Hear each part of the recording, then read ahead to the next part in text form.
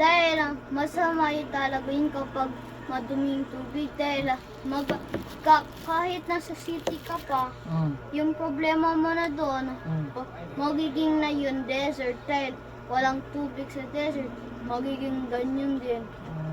Ganun ba? Kaya dapat maglinis ng bahay, ilinis yung kalsada, huwag hayaan mga basura, huwag mag-chewed ng bubble gum. Saan niya sa tindahan mo, mama, kinukuha ko nga ng kapitbahay, nilalagyan nga nila yung palinda mo ng mga bubble gum. Isa din yan sa kasalanan doon, sa nagalit yan ng mga Diyos sa lalagay ng bubble gum. Ano bang cause ng baha? Yung baha, yun ang kasalanan, yun ang ginawa yun ng Diyos para para maalam ng mga salbahing tao anong maasahan kung lagi sila nagtatapon dahil kapag hindi walang hills, hindi sila nakatira sa hills, bahala na sila dyan sa sarili nila, mabahaan ang kanilang bahay, yung kanilang supplies. Bakit nababahaan? Dahil Nagtatapon ng basura, mga tao. Dahil yung sinabi din ni Teacher Evelyn sa kwinentos din sa amin do, yung kanyang kapitbahay, pinutol yung puno nang hindi nakasabi sa barangay hall. Ginawa daw yung kapitbahay daw ni Teacher Evelyn daw yun. Dahil daw para hindi na mga dahon mahuhulog. Saka isa din yan sa pagkakaroon ng baha. Dahil yung mga puno, yan ang mga mahalaga yung nagproprotekta sa mo para maiwasan yung baha. Pero magpapakita pa rin yung baha kahit kapag marumi yung iyong tahanan. Ganun ba? Pero mga ibang tao, parang walang nang takot sa baha. Agad na sila nagliligo doon. Isa yan sa kasalanan.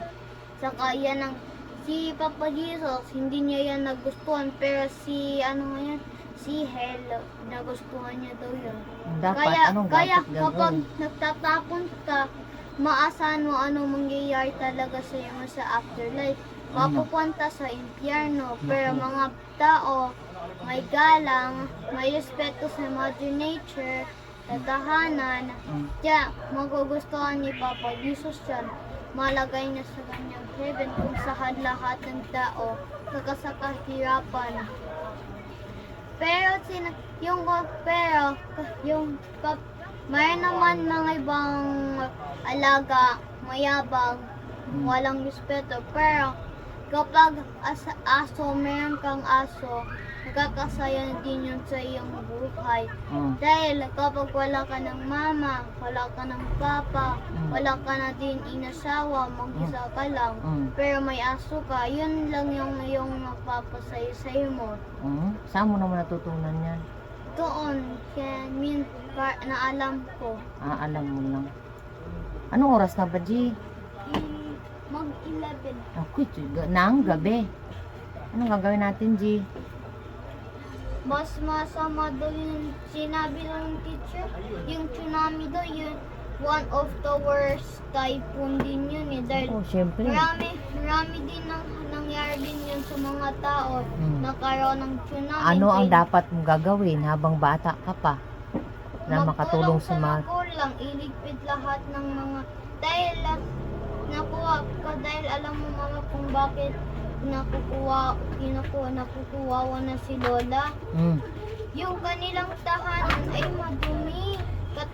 Katabi nila din yung dagat na doon pero si Yosin din makulit din siya sakto Ano nga dapat ang gagawin ng bata katulad mo para pero tinapon ko ngayon yung mga isda ni Yosin dahil bawal talaga yun i-keep yung mga isda, dapat ipalagay sila sa kanilang pamilya dahil kapag kinip mo sila ng matagal, saka dinisid mo ng sila balak, wala na silang memories tungkol sa kanilang pamilya, masisikipan sila sa kanilang sa kanilang place na kung saan sila linagay. Mapoboard sila doon. Wala silang sayahan. Di Okay. sila makakangiti. Kaya anong ginawa mo? Yung ginagawa ko, may awa ko sa crab ko nga, kaya i-release ko yun. Pero si Lola, wala talaga yun na mapakialam sa crab.